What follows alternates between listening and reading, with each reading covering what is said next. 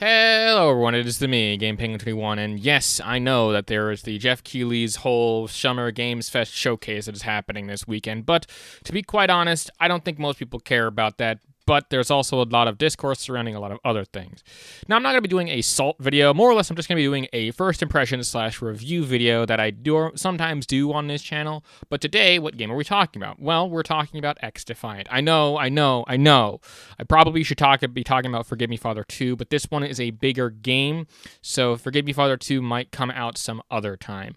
Apart from that, there are a couple other announcements that are more important. Number one is, of course, I'm still looking to hit 1K subscribers by the end of the year. Number two is that I'm actually releasing another album this month. Yeah, that's right. I'm actually releasing an album called For the Gamers. It is a bunch of just random songs that I just happen to have that were sort of video game inspired, but kind of crunched in a weird way. It's not like chiptune or anything like that, but like actual club-type music. Some funk, some other stuff, just some random assortment of things. But I call it For the Gamers because it was inspired a lot by video games, because I was thinking about that. Plus, it's also my branding. In any case, lastly, again, if you want to check out any of the other music that I produce, links down to that in the Bandcamp description. But today, without further ado, I actually have a script written, so let's see if we can get through this whole thing. So, of course, today we're talking about XDefiant. Now, XDefiant in and of itself has a lot to be talking about here. The main reason that the two people, like the two sides of people that are talking about this, seems to come down to one factor, that it's either a COD killer or it's just COD, but worse. And that seems to be the main discourse surrounding this, and people are very split on this game. I am, however, more neutral and kind of nuanced about this opinion, saying that it takes some of the good elements of COD, but it also takes some of the bad elements of COD, and also kind of mixes in some of other elements, but it's not COD in and of itself, and we'll get to all of that. But obviously, the biggest thing and the biggest problem is, why am I talking about this in the first place? I mean, I've talked at length about how there are specific problems within the gaming industry and how this one actually uses a different account and stuff. And yeah, all of that stuff is still true, and I will get to that. But mainly, what is the game TLDR? Is it good? Is it bad? Well, it's another free-to-play COD-like shooter that has microtransactions and is made by Ubisoft. It also happens to be on Ubisoft Connect exclusively, but also has cross-platform support and overall plays like a good developed COD mobile port, just with more zhuzhed up everythings. Now, if that sounds kind of confusing, I'm going to break it down for you. Game is fine. It's a solid 7.5-ish out of 10, but a very solid one. It has room to grow, but overall, you can leave the video at that, and that would pretty much be the end of it. But to get down to the more specifics of this, I think I personally to kind of explain why I compare it to COD Mobile rather than officially licensed COD. Now, for those of you who may or may not know, COD Mobile released a while back on the iOS and Android devices, and also I think does have a PC port at some point, or you can play it on your PC somehow.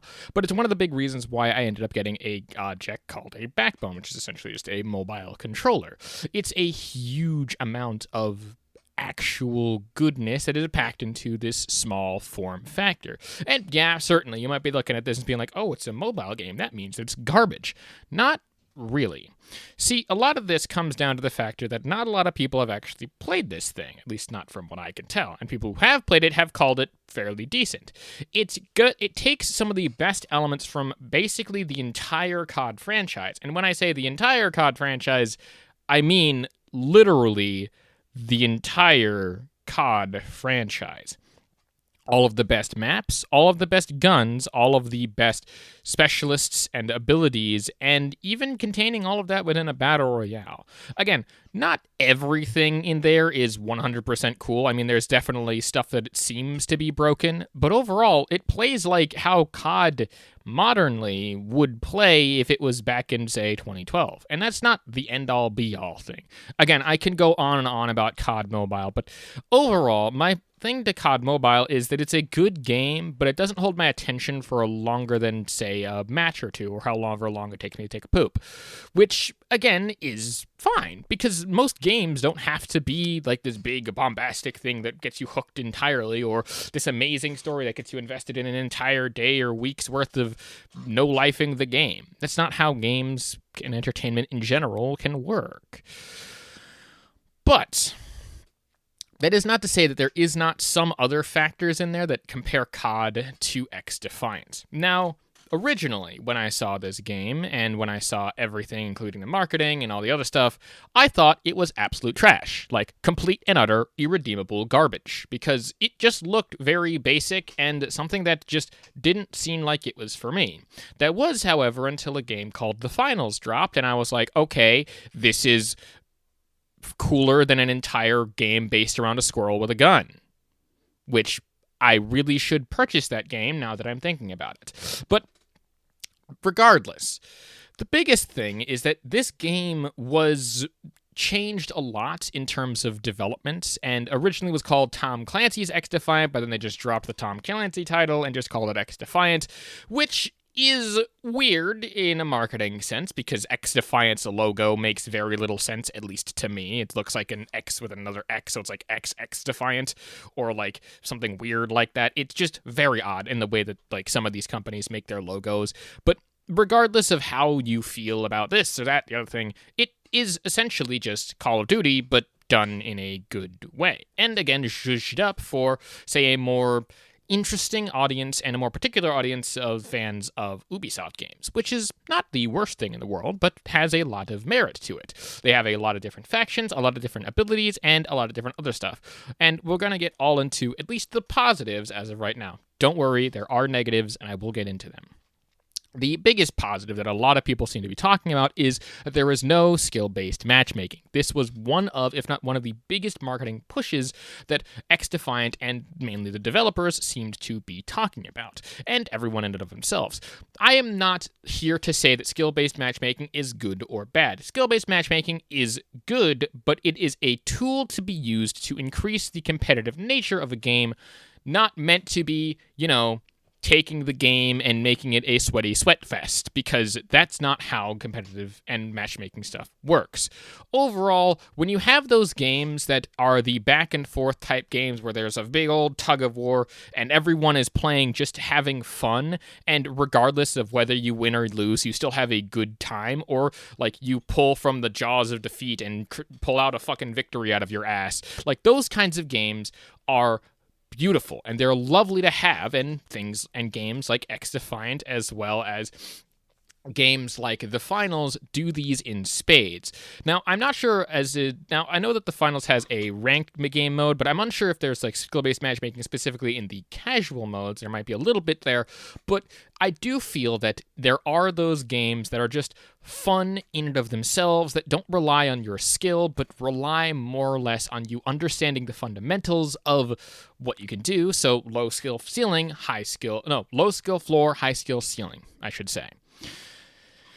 Now, again, this was one of the biggest things in this, but that's not the only thing here. This is a very objective-based game, but it still makes it very fun. Now, that's not to say that all objective-based games are not fun. There are very specific objective-based games where you live and die by the objective. Another good example of objective-based gameplay comes down to a different type of shooter, but still in the same general area of not The Finals, but Squad. I haven't played Squad in a little bit, but when it used to live or die based on who were getting the actual points. The individual moment-to-moment gameplay was still very important because you could take out their tickets, but take your own ticket and not lose your own tickets. And there was a nice little balance that was in accordance there.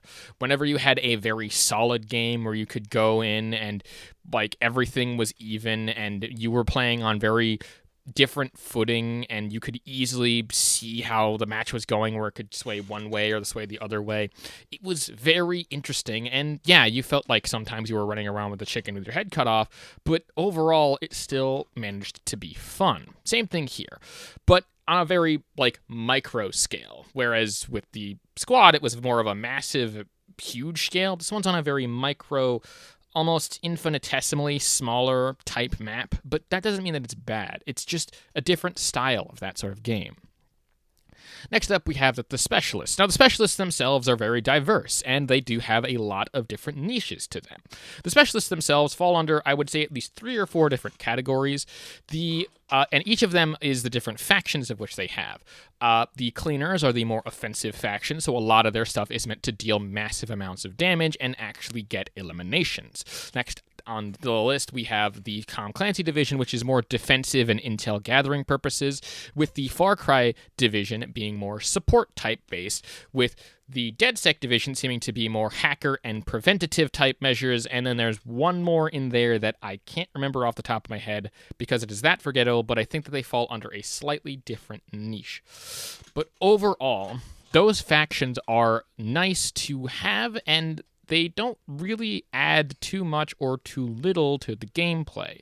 The overallness seems to come down to just the gunplay in and of itself, and the gunplay feels pretty solid.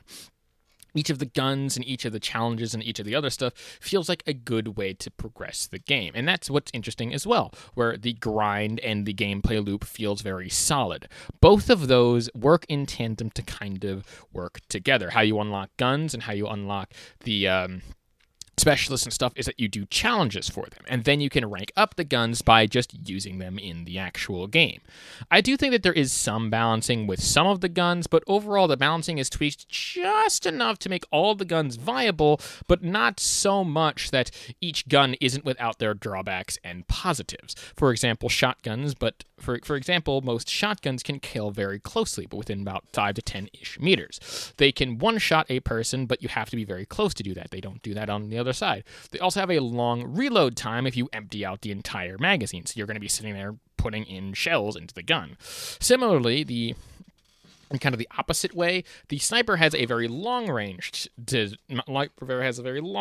shoot and does do one-shot kill for 99% of the body, including headshots and other things like that. If you hit the upper torso, you're good. But it also has a longer reload time to kind of compensate for that. And it does have a very slow time to where you have to pull the bolt back for most of the bolt action guns in order to do the actual massive amounts of damage. So that seems to be fairly balanced. Same thing with the gameplay loop where you live, die, repeat, all of that stuff is fine. The game's art style is also interesting and has a nice little flair to it. Now, again, that doesn't mean that the graphics are mind-meltingly amazing. They're serviceable, but they're serviceable in a way that you kind of look at an interesting painting. That is to say, the painting itself might not be the most well-done or well-drawn ways, but it's put together in such a way that the whole coherent picture, when you take a step back and look at it, looks very nice. And again, bright colors, beautiful landscapes when they're not covered by explosions and you dying all the time. But overall, it's very nice and very good-looking. Not the greatest, but it doesn't need to be. And the last one here is that there is a spark of something that I can see, but unfortunately, I'm unsure if it's there, and this is where we kind of transition into the negatives and the bad ones. The main ones being that, again, the animations are a little bit stiff, in my opinion. They don't feel like you're actually holding a gun. They sometimes feel like you're holding a toy gun with the way that they kind of move around and the way that they kind of do this in a quick motion here and a thing there. There is ways to improve this. Maybe adding a couple of keyframes here and there could really help. Adding more weight to the gun could make it feel weightier and more interesting, but overall, they are serviceable. And that's one of the big things here, that this is very serviceable. The maps, again, are very nice looking, but they do also feel the same. Now, that doesn't mean that they are the exact same, as they do play vastly differently depending on the game mode, depending on the objective and the other stuff and what you're doing, but overall, these maps feel very similar. They feel very much like just Call of Duty maps that just seem to have an Ubisoft skin for whatever reason. They don't feel distinct. There is no maps that I would look at and say, oh, this is the map that defines this game. They all have a very different flair to them, and they all look nice, but they all play and operate in a very similar manner, despite the fact that a lot of the pathways are different, and some of them do feel interesting. The only one that I can think of that's a little bit different would be one of the Sam Fisher maps, where you're kind of like indoors in like this office compound, where there's a lot of ducts and little areas that you can slide through to get to different areas, kind of linking places together. It's very interesting. Next up here, we have the Ultimate, and the Specialists are a bit more bland than you would hope for them to be. The Ultimates in particular don't seem to change the tides of battle as much as I would like them to be. This is what you're kind of building up to throughout most of the course of the game, so it should be a big game-changing thing, but it doesn't feel that way because it's the long takes to grind and a long place to do that. In most games, you don't even see one person really popping their ultimate. And when you do, it's not that special. There's like a flamethrower here, a heal beam there, or things like that. And it doesn't feel like they're actually shifting the tides of battle, which the ultimate should be doing that. Same with the Specialists. They don't feel distinct enough. They don't feel like people. They feel like bots that kind of just exist, and that's not the greatest thing. They have all these really amazing properties and like all these amazing things coming together, but they don't have any of the original voice actors or any of the actual characters that we've come to know from these games, and that's a little bit upsetting. Not that that's an end-all be-all and a game-breaking thing, but it's just interesting to note that they don't have that. Next up is that this is, again, an Ubisoft game. And one of, if not the biggest reasons why I call this out is because this is only and exclusively, at least as of the time of me talking about this, it's only on Ubisoft Connect on PC. It is not on Steam.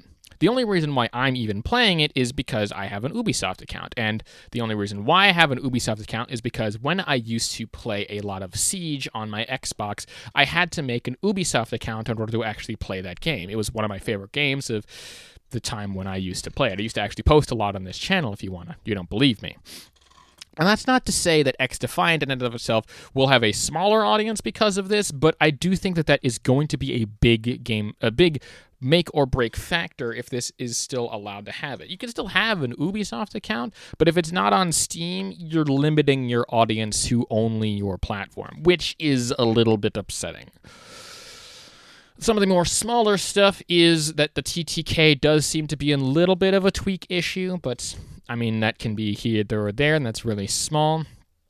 And and like I said before, it was a good start, but it didn't seem to hold my attention for more than a match or two. Overall, most of my major critiques come out to the game is good, but I think there are ways to make it better. And obviously, that's what critiquing is. And I'm trying to be as fair as possible. I'm not saying that this game is the next Call of Duty or a Call of Duty killer. That's not the point here. People who say that and people who are doing that don't think that that game can exist. And I don't think that that game exists either because Call of Duty is such a big franchise.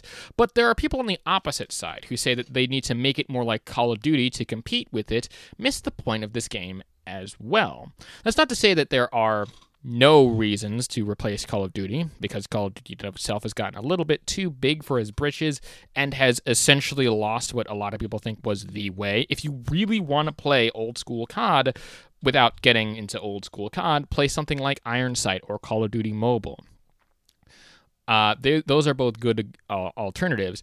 XDefiant is more of a different and from an older type of FPS type genre, one where there is no kill streaks, where it's just your skill. And most people, when they see that they're beating and winning a ton of matches with a large amount of KDs, the skill-based matchmaking is kind of helping you with that. It's not the end of the world, but again, most people are worse than they think that they are, or at least that they should think that way, because then that'll make them a little bit better at the actual thing.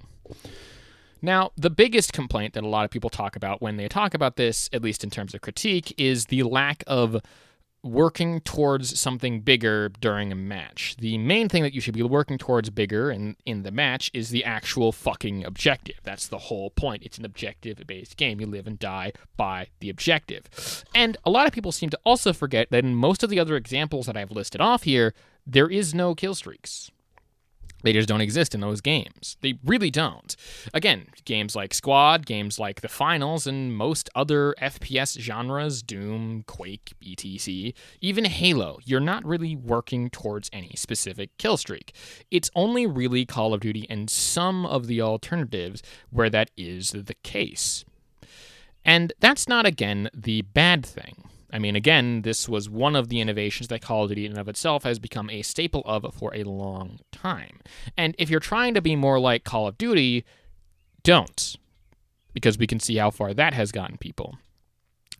But overall, the people who, again, don't understand the difference between, say, an extraction shooter, a battle royale styled arena FPS, or roguelike, free-to-play, stuff like that, they don't seem to get the point here. All of those different types of games are shooters, and they do tend to build off of one another.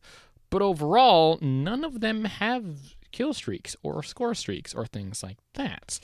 Because, by the own admission, Call of Duty kind of has cornered that market, for the most part. Again, the only one that I can think of off the top of my head that even works similarly to Call of Duty would be Iron Sight, and that's only one example out of the hundreds of FPS games that exist on the market.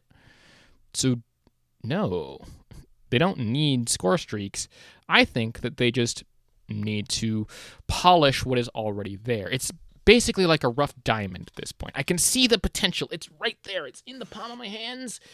And yet, it doesn't seem to be working. At least not as efficiently as it could be. As I write this script, it's a little bit hard to kind of put into words how exactly I feel, other than the fact that I think that this game is good. I think this game is fantastic for what it is. It's not a COD killer. It might be a COD alternative at best, but at worst, it's another free-to-play game that's serviceable. And I think that that should be celebrated, at least a little bit. How many games can you say that come out concurrently with very little in terms of server issues? There was some at the launch, but it was fixed very quickly. But how many games can you say that play effectively like a good game? Like, they don't have many major glitches or bugs. They're very well balanced if they're a live service game. They have all of the makings of what can be good for a foundation of a game. Yeah, it might be a little grindy, but it's a free-to-play game. What can you expect? But it's like, it's a game that functions and exists in the AAA space and was made by a big company. Like, how many people can say that a good game came out of something like Ubisoft? When was the last fucking good Ubisoft game? Right? When was the last time you could look at a game that had very little wrong and would at the very least a 5 out of 10, but in the current gaming market it comes out to a 7 because of how much broken everything else is? It's like finding the last, like, a good onion ring in your French fries. Like, how is that bad? What are we losing here? Am I going crazy? Am I the only one that thinks that this game is at least serviceable, but that's fine? Anyway.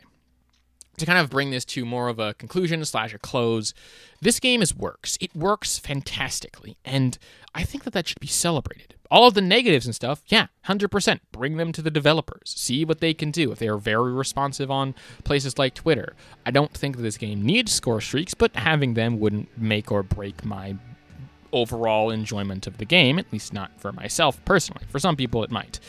But overall, it's a good game.